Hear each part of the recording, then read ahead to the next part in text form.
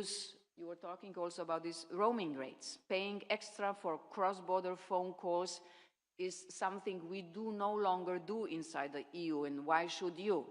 For this to happen, we need to work on faster alignment with EU rules. And let us unblock projects to improve transport infrastructure, digital innovation, consumer protection, and tourism. Yesterday evening at the dinner, we have been talking about this a lot. And this will benefit your businesses and, of course, also your citizens. We face a lack of progress on regional economic integration. This results in lower economic growth. A full common regional market would boost your economies by 10%.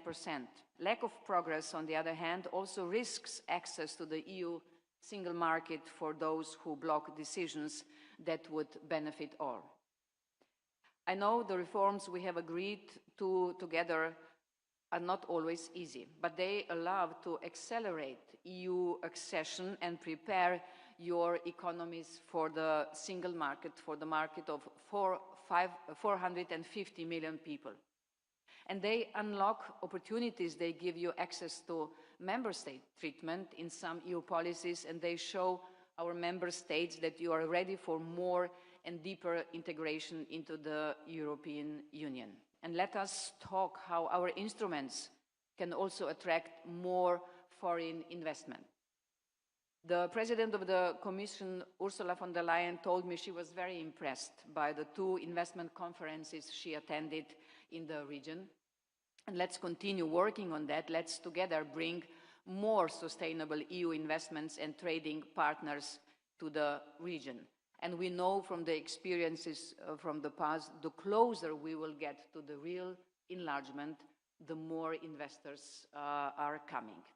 It is crucial to make your economic convergence with EU countries a reality now.